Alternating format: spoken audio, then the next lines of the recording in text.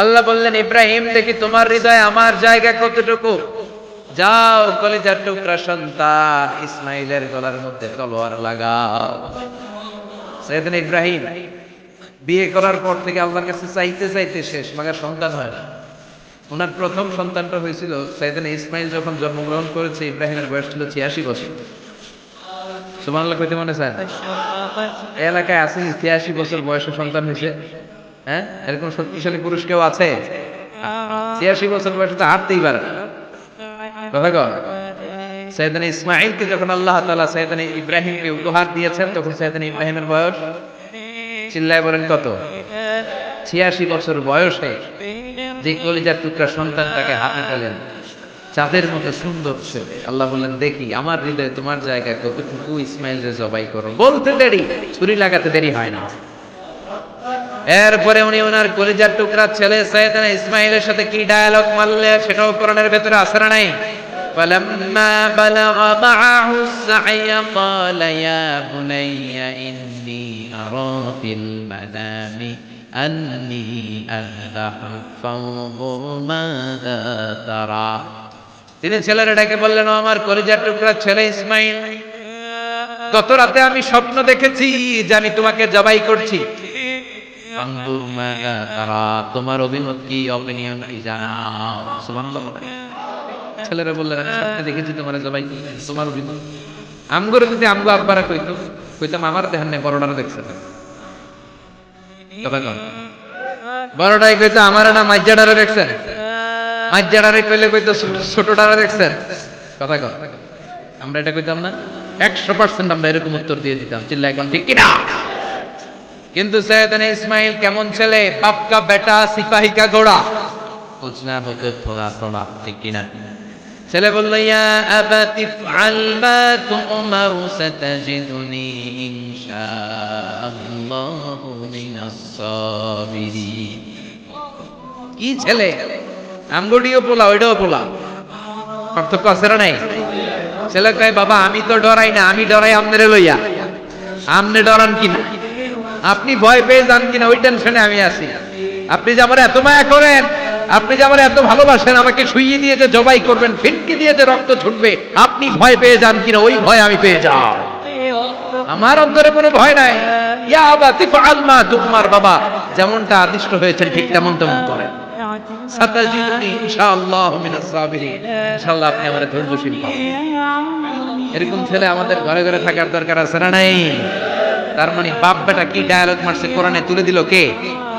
আমি আপনাদের খেদমতে সূরাতুল আল বাকারার 124 নম্বর আয়াত তেলাওয়াত করছি। এই আয়াতে আল্লাহ তাআলা একজন প্রসিদ্ধ নবীর ব্যাপারে কিছু তথ্য দিয়েছেন। এই তথ্যগুলো আজকে আমরা শুনবো ইনশাআল্লাহ। রব্বুল আলামিন বলেন, ওয়া ইয বিতালা ইব্রাহিম রাব্বুহু বিকালিমাতিন ফাতাম্মাহুন ক্বালা ইন্নী জাঈলুকা লিন-নাসি ইমামা। সুবহানাল্লাহ পড়ে। যেই নবীর ব্যাপারে আল্লাহ তথ্য দিলেন, ওই নবীর নাম ইব্রাহিম আলাইহিস সালাম। সবাই বলেন কি নাম? চিল্লায় বলেন কি নাম? আল্লাহ বলেন, নবী স্মরণ করুন সেই সময়ের কথা যখন আমি আমার খলিল ইব্রাহিমকে অনেকগুলো বিষয়ে পরীক্ষা করেছিলাম, আর আমার খলিল ইব্রাহিম প্রতিটা পরীক্ষায় গোল্ডেন এ প্লাস পেয়েছে। প্রতিটা পরীক্ষায় সফলতার সাথে আমার ইব্রাহিম উত্তীর্ণ হয়েছে।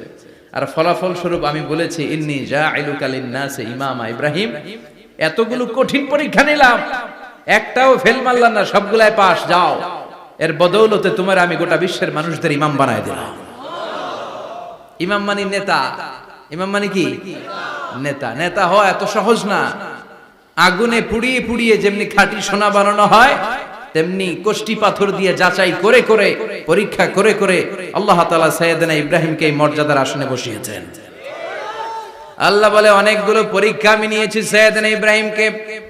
আল্লাহ যারে পছন্দ করে বেশি, তার জীবনে পরীক্ষাও। বিশ্বনবী বলেন, আশাদ্দুন নাসি বালাআন আল আম্বিয়া। এই দুনিয়ার বুকে সবচাইতে বেশি পরীক্ষা নেয় আল্লাহ নবীদের। সুম্মাল আমসাল ফাল আমসাল, তারপরে সিদ্দিকিনদের, তারপরে শুহাদাদের, তারপরে সালিহিনদের।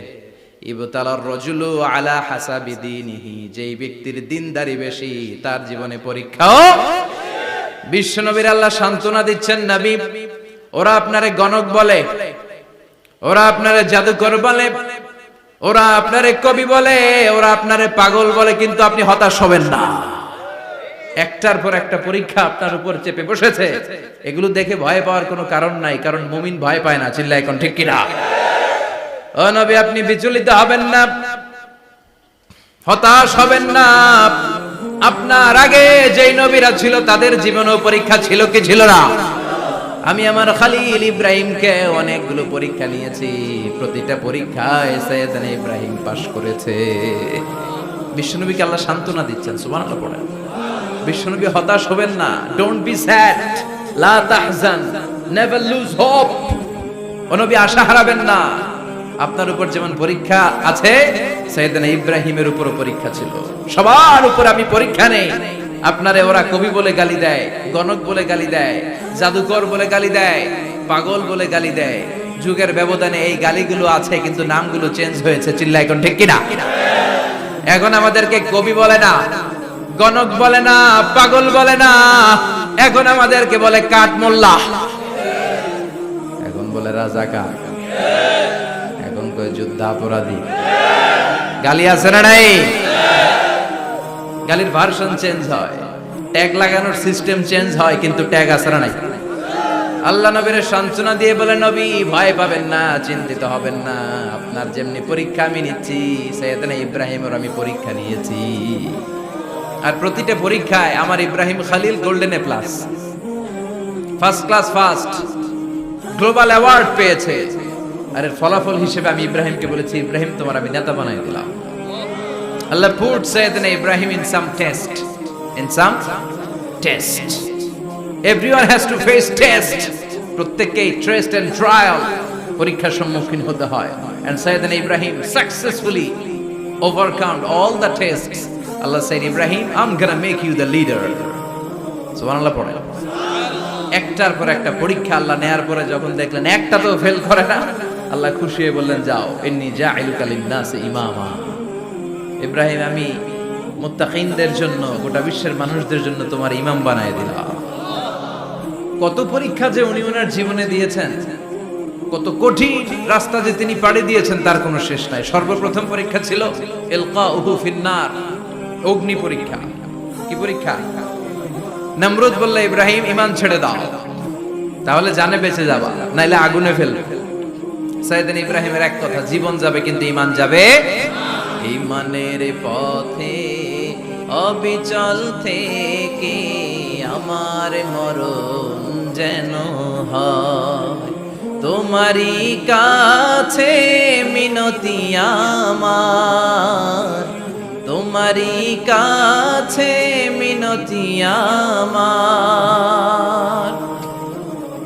মহামহিম দয়াময়, ঈমানের পথে অবিচল থেকে আমার মরণ যেন হয়। পড়ে না আরো জোরে পড়ে না আমিন। নমরুদ বলে, ঈমান ছেড়ে দাও, তা না হলে আগুনে ফেলবো। সাইয়েদনা ইব্রাহিম বলে, জীবন যাবে কিন্তু ঈমান যাবে। তার মানে আগুনের পরীক্ষায় পাস। চিল্লায় বলেন, আগুনের পরীক্ষায়। পরীক্ষা নাম্বার 2, একটার পর একটা পরীক্ষা নিতে আল্লাহ শুরু করলেন। আল্লাহ বললেন, ইব্রাহিম যাও, কলিজার টুকরা সন্তানকে আর হাজারকে, আমরা ওনারা ডাকি বিবি হাজরা, আমরা কি ডাকি বাংলাদেশে? আসলে নাম কি? হাজার। যাও, তোমার স্ত্রী হাজারকে আর ইব্রাহিমকে মক্কার ধুধু প্রান্তরে ফেলে দিয়ে আস। ওখানে মানুষ নাই, প্রাণী নাই, জনমানব শূন্য। দেখি আমার কদ্দুর ভালোবাসো। বলতে দেরি, টু শব্দ না, মরুভূমিতে ফেলে দিয়ে আসলেন। তার মানে পরীক্ষা নাম্বার 2তেও, কথা বলেন, 2তেও।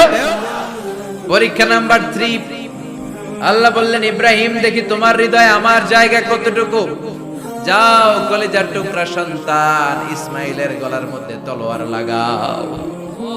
সাইয়েদনা ইব্রাহিম বিয়ে করার পর থেকে আল্লাহর কাছে চাইতে চাইতে শেষ, মাগা সন্তান হয় না। ওনার প্রথম সন্তানটা হয়েছিল সাইয়েদনা ইসমাইল যখন জন্মগ্রহণ করেছে, ইব্রাহিমের বয়স ছিল 86 বছর। সুবহানাল্লাহ কইতে মনে চায় না?